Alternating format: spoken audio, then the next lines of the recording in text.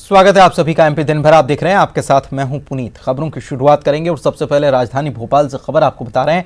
राजा भोज airport पर विमान की इमरजेंसी लैंडिंग करानी पड़ी। एयर इंडिया की विमान की इमरजेंसी लैंडिंग हुई है। भोपाल से यह हैदराबाद विमान जा रहा था और उड़ान भरते ही पायलट को टेक्निकल दिक्कत महसूस हुई और इसीलिए पायलट ने एटीसी से बात की, एयर ट्रैफिक कंट्रोल से बात की और फिर वापस इमरजेंसी लैंडिंग करा दी गई।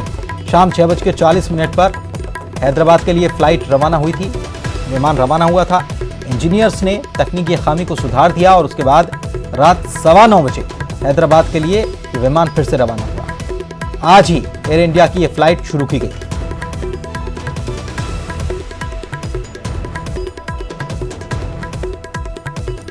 बड़ी खबर आपको बता रहे हैं। हालांकि तकनीकी जो खामी जो आई उससे तुरंत सुधार भी लिया गया और उसके बाद इस विमान को रवाना कर दिया गया। ये भोपाल से हैदराबाद फ्लाइट जा रही थी। शाम 6:40 पर ये उड़ान भी भर चुकी थी, लेकिन कुछ दिक्कत टेक्निकल कुछ खामी समझ में आई पायलट को और इसी वजह से एटीसी से बात की गई और वापस प्लेन को उतारा गया और उसके बाद फिर वापस दिक्कत को ठीक करने के बाद उसे रवाना किया गया। शरद हमारे सहयोगी हमारे साथ फोन लाइन पर जुड़े हुए हैं। शरद, ये कुछ खराबी आ गई थी इसलिए वापस लैंडिंग करानी पड़ी, लेकिन क्या सब कुछ ठीक रहा? हाँ बिल्कुल, देखिए इमरजेंसी लैंडिंग हुई थी इस फ्लाइट की। इसको आज शाम 6:40 बजे भोपाल से टेक ऑफ करना था, लेकिन जैसे ही ये भोपाल के राजा भोज एयरपोर्ट से टेक ऑफ किए उसी दौरान इसमें कुछ टेक्निकल समस्या आई, जिसको लेकर पायलट ने तुरंत एटीसी से संपर्क किया और संपर्क करने के बाद प्लेन की इमरजेंसी लैंडिंग कराई गई। एयर इंडिया की ये फ्लाइट है जो भोपाल से हैदराबाद जा रही थी। तो इमरजेंसी लैंडिंग कराई गई। जो टेक्निकल स्टाफ है एयर इंडिया के, उन्होंने जो प्लेन की कमी थी या जो दिक्कत आ रही थी उसको दूर किया और फिर प्लेन को हैदराबाद के लिए भोपाल से रवाना कर दिया गया।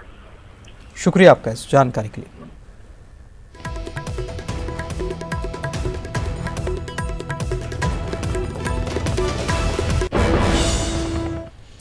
और एक और बड़ी खबर आपको बता दें, जुलाई में बोर्ड के रिजल्ट जारी किए जाएंगे। 10वीं और 12वीं का रिजल्ट जुलाई में जारी होगा, घोषित किया जाएगा। कक्षा 10वीं का रिजल्ट जुलाई के पहले हफ्ते में जारी किया जाएगा और 12वीं का रिजल्ट जुलाई के तीसरे हफ्ते में घोषित किया जाएगा।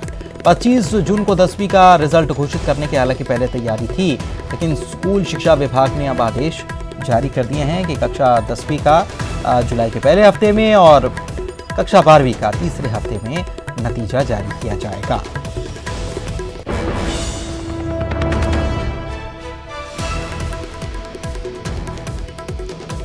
तो ये एक बड़ी खबर आपको इस वक्त बता रहे हैं। नतीजों का इंतजार छात्रों को, उनके परिजनों को निश्चित रूप से रहा होगा, लेकिन इसमें थोड़ा सा बदलाव किया गया। 12वीं का रिजल्ट जुलाई के तीसरे हफ्ते में और जुलाई के पहले हफ्ते में 10वीं का रिजल्ट जारी किया जाएगा। पहले ये जून में ही जारी किए जाने थे।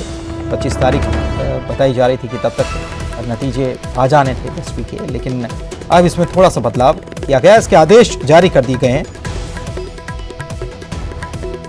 हाल ही में परीक्षा संपन्न हुई और अब नतीजे जो हैं वो आने वाले हैं। 12वीं का रिजल्ट जुलाई के तीसरे हफ्ते में घोषित किया जाएगा।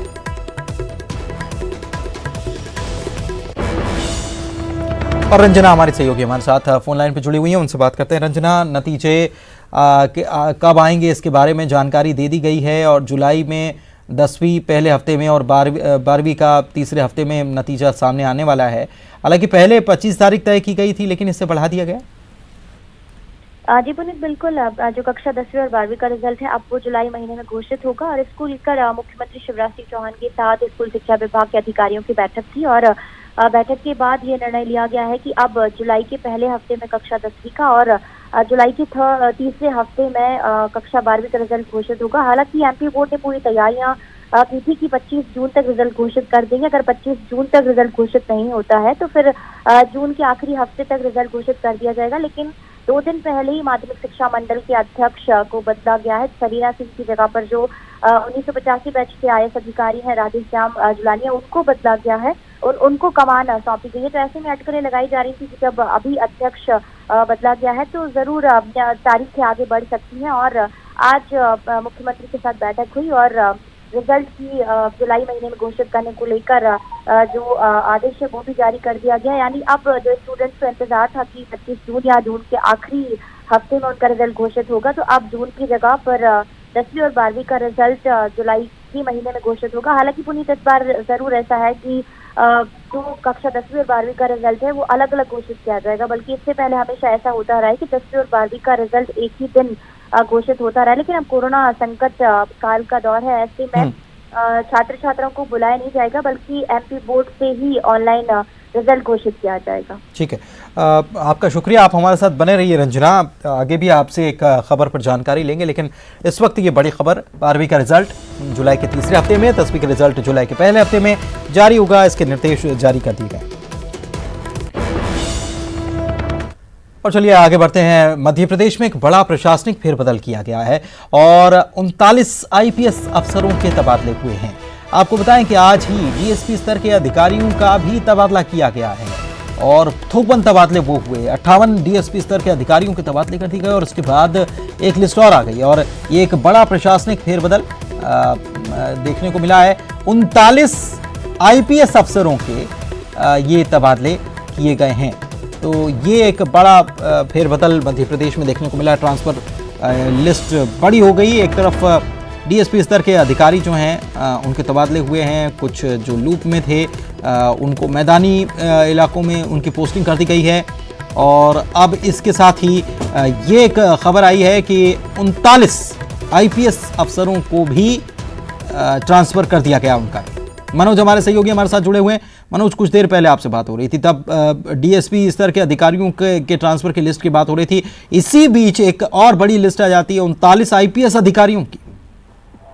जी बिल्कुल, बड़ी सर्जरी से कहेंगे मध्य प्रदेश पुलिस विभाग में, क्योंकि 17 जिले के एसपी को हटाया गया है। इसके अलावा 3 से ज्यादा डीआईजी को बदला गया है और जो पुलिस मुख्यालय की जो शाखा है वहां पर भी बड़ा फेरबदल किया गया है। छिंदवाड़ा के डीआईजी को हटाने का काम भी जो है सरकार ने किया और इसको लेकर मंत्रालय की तरफ से, गृह विभाग की तरफ से आदेश भी जारी किए गए हैं। यदि हम बात करें 17 जिलों के जो एसपी को हटाया गया उसमें देवास जिला शामिल है, निवाड़ी शामिल है, खरगोन जिला शामिल है, डिंडोरी, सागर, सिंगरौली और उज्जैन के साथ दूसरे जो भी जिले हैं, करीब 17 जिले हैं, उनके एसपी को हटाया गया है। इसके अलावा छिंदवाड़ा के जो डीआईजी थे मिथिलेश कुमार शुक्ला, उनको भी हटाया गया। हालांकि उनको किसी दूसरे रेंज की जिम्मेदारी नहीं दी गई, उनको डीआईजी ट्रेनिंग पुलिस मुख्यालय अटैच किया गया है। इसी तरीके से जो सचिन कुमार अतुलकर हैं, जो उज्जैन एसपी रहे थे, उनका ट्रांसफर इससे पहले किया गया था। ये आरोप लगे थे कि जो कोरोना पर कंट्रोल होना चाहिए वो कहीं ना कहीं नहीं हो पाया। प्रशासन में काफी बड़ा फेरबदल उज्जैन में भी हुआ था। देवास एसपी को भी हटाकर उज्जैन पीटीएस एसपी बनाया गया, उनको भी कोई अभी मैदानी पोस्टिंग नहीं दी है। निवाड़ी की बात करें तो निवाड़ी के जो एसपी है मुकेश कुमार श्रीवास्तव, उनको जरूर भोपाल एसपी उत्तर जो दिशा है वहां के एसपी उनको बनाया गया है। खरगोन के जो एसपी है सुनील कुमार पांडे, उनको भी हटाकर पुलिस मुख्यालय अटैच किया गया है। इसके अलावा इंदौर पीटीएस के जो एसपी हैं अवधेश कुमार गोस्वामी, उनको जरूर टीकमगढ़ जिले की कमान सौंपी गई है। इस तरीके से करीब 29 ऐसे आईपीएस अधिकारी हैं जिसमें 17 जिले के एसपी भी शामिल है और तीन रेंज के डीआईजी भी शामिल है। उनको ट्रांसफर करके उनको नवीन पदस्थापना दी गई है और इसको लेकर गृह विभाग ने आदेश भी जारी कर दिए हैं। शुक्रिया आपका मनोज इस तमाम जानकारी के लिए। तो 39 आईपीएस अफसरों के तबादले हुए हैं, 17 जिलों के एसपी बदल दिए गए हैं और डीएसपी स्तर के अधिकारियों के भी ट्रांसफर की लिस्ट पहले आ चुकी है और अब 39 आईपीएस अफसरों के ये तबादले हुए हैं। गृह विभाग ने इसके आदेश जारी कर दिए। और शिवराज सरकार ने एक बड़ा फैसला लिया है। स्नातक प्रथम और द्वितीय वर्ष के छात्रों को जनरल प्रमोशन दिया जाएगा। ये बहुत बड़ा फैसला। स्नातकोत्तर द्वितीय सेमेस्टर के छात्रों को भी जनरल प्रमोशन मिलेगा। आंतरिक मूल्यांकन पर अगली कक्षा और अगले सेमेस्टर में प्रवेश मिल जाएगा। स्नातक अंतिम वर्ष के छात्रों को पहले की परीक्षा के आधार पर नंबर मिलेंगे। इसके अलावा स्नातकोत्तर चतुर्थ सेमेस्टर के परीक्षार्थियों को भी पहले की परीक्षा के आधार पर नंबर मिल जाएंगे। अंकों में सुधार के लिए छात्र ऑफलाइन परीक्षा भी दे सकेंगे। कोरोना संकट के चलते सीएम ने यह फैसला लिया है। बहुत बड़ा फैसला यह सरकार की तरफ से लिया गया है।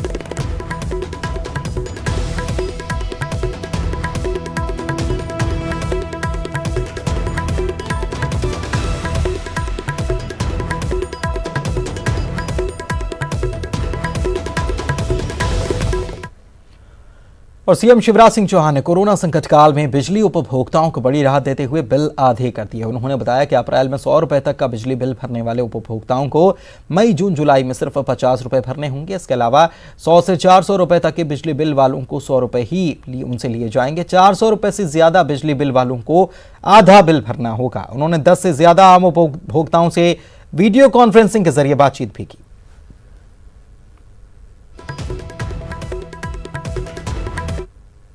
समस्याएं तो हमने बैठक बुलाई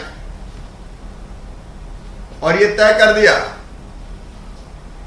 कि गरीब जनता ऐसे समय जब काम धंधा भी बंद है बड़े बिजली के बिल नहीं देगी, नहीं दे सकेगी। 3 महीने का बिजली का बिल केवल 50 रुपया लिया जाएगा, 100 रुपया भी नहीं, केवल 50 रुपया। क्योंकि इस समय गरीबों से ज्यादा पैसे लेना ये उनके साथ न्याय नहीं था। 100 रुपए से लेके 400 रुपए तक के बिल वालों से हमने तय किया केवल 100 रुपया लिया जाएगा, हर महीने केवल 100 रुपया। अगर 400 रुपए से ज्यादा का बिल आया है तो उनसे केवल आधा बिल वसूल किया जाएगा। और इससे लगभग 56 लाख परिवार, 56 लाख उपभोक्ताओं को 255 करोड़ रुपए का लाभ है, क्योंकि वो हम सरकार की तरफ से फिर बिजली वालों को देंगे। अप्रैल और मई में नियत तिथि में जो बिल जमा कर रहे हैं उनको 1% प्रोत्साहन राशि भी दी जाएगी। इस प्रकार आप देखेंगे सभी श्रेणी के 95 लाख परिवारों को 623 करोड़ का लाभ दिया जा रहा है। सभी हमारे गरीब उपभोक्ता भाई बहनों को राशन की व्यवस्था, राशन कार्ड ना हो तो भी हमने इस बार देने का फैसला किया। बाहर से आए प्रवासी मजदूरों के लिए भी राशन दे रहे हैं। मनरेगा के काम गांव में व्यापक पैमाने पर खोल दिए गए। और वक्त एक ब्रेक का हो चला है, जल्द लौटेंगे। ब्रेक के बाद आपका स्वागत है और इंदौर से बड़ी खबर इस वक्त आपको दे रहे हैं। 30 जून तक जेल किशोर वाधवानी को भेजा गया है। रिमांड खत्म होने के बाद कोर्ट में आज पेशी की गई थी और कोर्ट ने 30 जून तक न्यायिक हिरासत में भेज दिया किशोर वाधवानी को। ऑपरेशन कर्क के तहत किशोर की गिरफ्तारी की गई थी और 30 जून तक अब न्यायिक हिरासत में किशोर वाधवानी को भेजा गया है। इंदौर से ये बड़ी खबर आपको बता रहे हैं। उन्हें कोर्ट के अंदर पेश किया गया था और पूरी केस डायरी देखने के बाद में माननीय न्यायालय के द्वारा 30 जून तक के लिए उन्हें जेल भेजा। इधर छतरपुर में युवक की गोली मारकर हत्या कर दी गई। इस तरह बाजार युवक को गोली मारी गई और इसके पीछे 6 लोगों का हाथ होना बताया जा रहा है और पुरानी रंजिश में युवक को गोली मारी गई, ये भी खबर मिली है। बामीटा थाना क्षेत्र के बसारी की यह घटना है। अब पुलिस मामले की जांच में जुट गई है।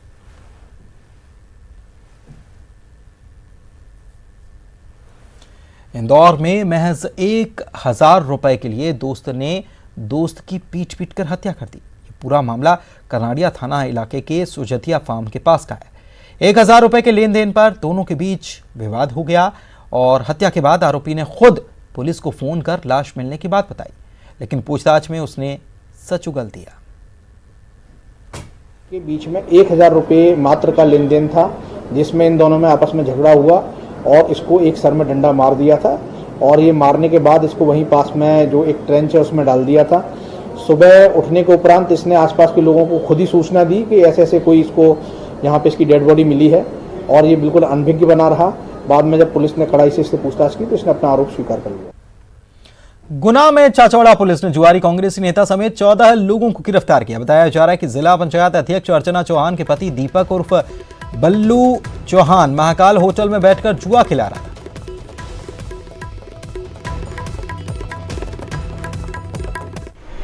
14 आरोपी को गिरफ्तार किया गया है, जिनसे 1,62,000 रुपये बरामद किए। कौन कौन सी धाराएं बन 13 जीवो है। और भी कुछ इसमें कार्रवाई हो रही, नामजद तो नाम खुलासा हो गया सबका? पूरे नाम मुझे याद नहीं है। 14 लोगों में टीआई से मेरी बात हुई तो उन्होंने बताया कि 14। इधर खबर जबलपुर से, जहां पर साइबर ठगों के जाल में नेताजी आकर फंस गए। सिवनी जिले से बीजेपी के विधायक मुनमुन राय असम में बैठे शातिर साइबर ठगों का शिकार हो गए। ठगों ने उनके 2 खातों से 4.5 लाख रुपए की राशि गायब कर दी। पुलिस ने जल्द आरोपियों को गिरफ्तारी करने का दावा किया है। लखनऊ के माननीय विधायक से मुनमुन राय जी के 2 खातों से लगभग 4,51,000 रुपए की ठगी साइबर ठगों के द्वारा की गई थी। इस संबंध में लखनऊ थाने में प्रकरण पंजीबद्ध किया गया और वो प्रकरण पंजीबद्ध होने के बाद अग्रिम जानकारी हेतु उस संबंध में सुराग के लिए अपने पास प्रकरण आया था। इस प्रकरण में जो प्रारंभिक जानकारी लगी उसमें यह ज्ञात हुआ है कि आसाम के रहने वाले फ्रॉडस्टर्स के द्वारा इनके खातों को खाली किया गया था। अग्रिम विवेचना हेतु डायरी पुनः लखनऊ भेजी गई। इधर सागर में खाद्य मंत्री गोविंद सिंह राजपूत के निवास के पास गोली चलने के मामले में 2 लोगों को गिरफ्तार कर लिया गया है, जबकि तीसरे आरोपी की तलाश जारी है। मंत्री गोविंद सिंह राजपूत ने घटना को गंभीर बताया और सीएम से चर्चा करने की बात कही।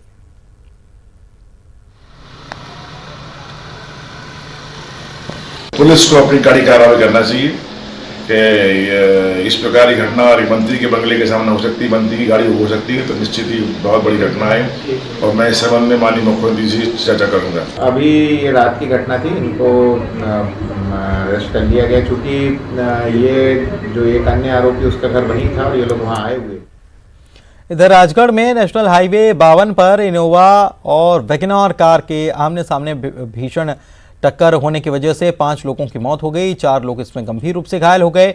इस हादसे में इंदौर के भागीरथपुरा के यादव परिवार के 4 लोगों की मौत हुई, जबकि दूसरी कार में महाराष्ट्र से आ रहे महंत अनंतगिरी महाराज की मौत हो गई।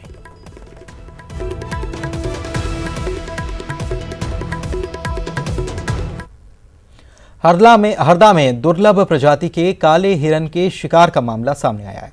जिले के ग्राम चौकड़ी के पास एक खेत में काले हिरन को मृत अवस्था में पाया गया। ग्रामीणों का कहना है कि हिरन के पैर में गोली लगने के निशान हैं। वन विभाग गोली लगने की बात से इनकार कर जांच की बात कह रहा है।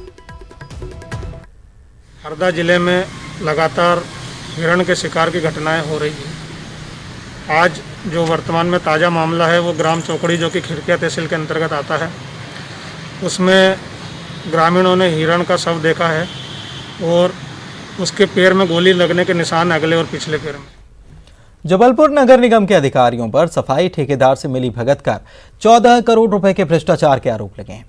ईएसओ मजदूर संघ ने इस सिलसिले में संभागायुक्त के नाम एक ज्ञापन सौंपा, जांच की मांग की। सभी 79 जोन में 1200 सफाई कर्मियों की नियुक्ति दर्शाकर पैसे निकाले जा रहे हैं, जबकि लगभग आधे कर्मचारी ही फील्ड पर ड्यूटी करते हैं। कम लोगों से काम करा करके ज़्यादा से ज़्यादा लोगों की सैलरी वहाँ 60 गांठ के तहत निकलवाई जा रही है। दूसरी बात यह है कि पीएफ के नाम पे जो राशि कर्मचारियों से काटी जाती है उसका कोई अता पता नहीं, कोई लेखा जोखा नहीं है। गुमराह करके रखे हैं, वो अशिक्षित लोग हैं। सफाई का कार्य। इधर फर्जी चिकित्सकों के मामले में दायर जनहित याचिका पर हाईकोर्ट ने राज्य शासन, जबलपुर संभागीय आयुक्त समेत अन्य को नोटिस जारी कर जवाब मांगा। दरअसल कोरोना काल में अधिकांश जगह सामान्य चिकित्सा मौजूद नहीं होने से फर्जी या दूसरे पैथी के डिग्रीधारी लोगों का इलाज कर रहे हैं, जिससे कि लोगों की जान पर खतरा बनने की संभावना है। अगली सुनवाई 26 जून को होगी। हमारे देश 4 लाख के करीब क्रॉस कर रहा है कोरोना में। यदि आप इस चीज को यहाँ पर नहीं करेंगे, कंट्रोल नहीं करेंगे, तो ये जिस तरह से बढ़ रहा है, हर किसी की जान से खतरा, और ये अपने साथ साथ दूसरे लोगों की जान से खेल रहे हैं। तो इस पर हमने एक पिटीशन फाइल करी, जिसपे माननीय न्यायालय ने आज नोटिस जारी करके इसमें 4। मध्य प्रदेश आयुष विभाग ने कोरोना महामारी के दौर में लोगों की इम्यूनिटी बढ़ाने के लिए घर घर दवाइयां बांटी, तो वहीं अब आरोग्य कसायम काढ़ा तैयार किया गया है। आयुष विभाग का दावा है कि आरोग्य कसायम काढ़े से 31 जिलों के कोरोना मरीज और क्वारंटीन किए गए लोग स्वस्थ हुए हैं। ये काढ़ा मध्य प्रदेश आयुष विभाग की विशेषज्ञ समिति ने तैयार किया है। इस काढ़े को आयुष विभाग ने कोरोना संक्रमित प्रभावित 31 जिलों में 16 जून से पिलवाना शुरू किया था।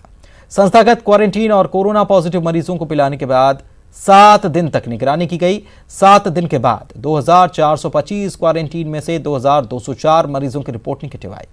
3455 कोरोना मरीजों में से 3382 मरीज स्वस्थ होकर घर लौट गए। वहीं 917 लोगों की रिपोर्ट आनी बाकी है। हमारे भोपाल के मध्य प्रदेश के 11 साइंटिस्ट और डॉक्टर्स ने एक काढ़ा तैयार किया जो 7 जड़ी बूटियों से बना हुआ है, जिसका नाम आरोग्य कसायन 20 दिया गया है। ये ऐसे लोगों को दिया जाता है जो संस्थागत क्वारंटाइन है, जिनमें कुछ लक्षण है, या कोविड केयर सेंटर में भर्ती हैं, जिनको हम एसिम्टोमेटिक या सिम्टोमेटिक माइल्ड पेशेंट कहते हैं। जबलपुर में रांझी थाना अंतर्गत पाट बाबा में एक गाय के जबड़े में बम फट गया। कुछ लोग इसे शरारत बता रहे हैं, वहीं कुछ लोगों ने बताया कि सुअर मार बम लोग जो सुअर का शिकार करने के लिए रखते हैं, वही उसी बम को गाय ने खा लिया था, जिससे कि वो मुंह में फट गया। हिंदू सेवा परिषद और हिंदू धर्म सेना ने एसपी के नाम एक ज्ञापन सौंपते हुए दोषियों के खिलाफ कार्रवाई की मांग की है। हम लोग ने मांग करी है कि ये घटना कतई बर्दाश्त काबिल नहीं है।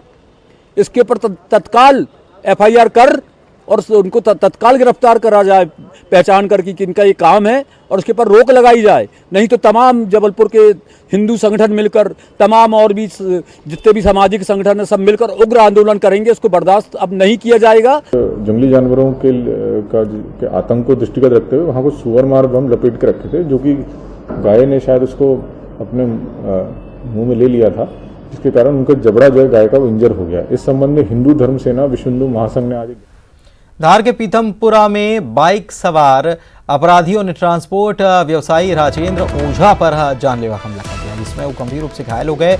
इन्हें इलाज के लिए इंदौर रेफर किया गया। बताया जाता है कि राजेंद्र ओझा घर से दुकान जा रहे थे। इसी दौरान सागौर कुटी चौराहे पर घात लगाया अपराधियों ने उन्हें गोली मार दी। पुलिस मामला दर्ज कर तफ्तीश में जुट गई।